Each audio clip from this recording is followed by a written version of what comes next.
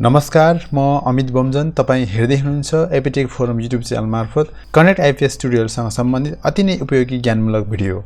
Connect आइपीएसमा गरिएको ट्रान्जेक्सनको विवरण अर्थात् स्टेटमेन्ट चेक गर्ने तरिका केही फरक भएको कारण हामी सबैलाई थाहा नहुन पनि सक्छ।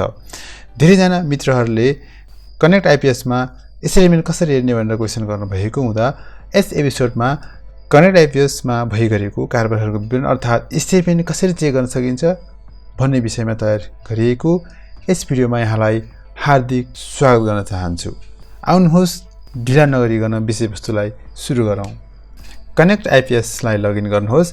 त्यसपश्चात यो लेफ्ट साइडमा रहेको लिस्ट ट्रान्जेक्सन भन्ने अप्सनमा क्लिक गर्नुहोस्। हामीले यही लिस्ट ट्रान्जेक्सन भन्ने मेनुबाट नै स्टेटमेन्ट हेर्न सकिन्छ। यसपछि यहाँनिर यस्तो खालको ड्यासबोर्ड आउँछ।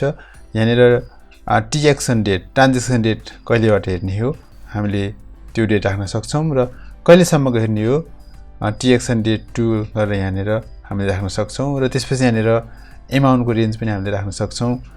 त्यसपछि हामीले यहाँनिर ट्रान्जेक्सन स्ट्याटस आफ्नो आवश्यकता अनुसार चुज गरेर हेर्न सक्छौँ। यसैगरी ब्याङ्क एकाउन्ट पनि आफ्नो आवश्यकता अनुसार चुज गरेर हेर्न सक्छौँ। त्यसपश्चात यहाँनिर जेनेरेटमा क्लिक गर्नुहोस् र यसपश्चात यहाँनिर तपाईँले देख्न सक्नुहुन्छ तपाईले कनेक्ट आइपीएसमा गर्नुभएको विभिन्न ट्रान्जेक्सनहरूको विवरण स्टेटमेन्ट यहाँनिर यसरी आउनेछ। पक्कै पनि तपाईँले यो सजिलोसँग हेर्न सक्नुहुन्छ। यहाँनिर यति मात्र फरक हो कि हामीले अरू ठाउँमा अरू भाषामा हेर्छौँ भने स्टेटमेन्ट भनेर बुझ्छौँ, तर यहाँनिर चाहिँ लिस्ट ट्रान्जेक्सन भन्ने अप्सन छ। त्यही मार्फत हामीले कनेक्ट आइपीएसमा गरिएको कारबारहरूको विवरण स्टेटमेन्ट चेक गर्न सक्छौँ।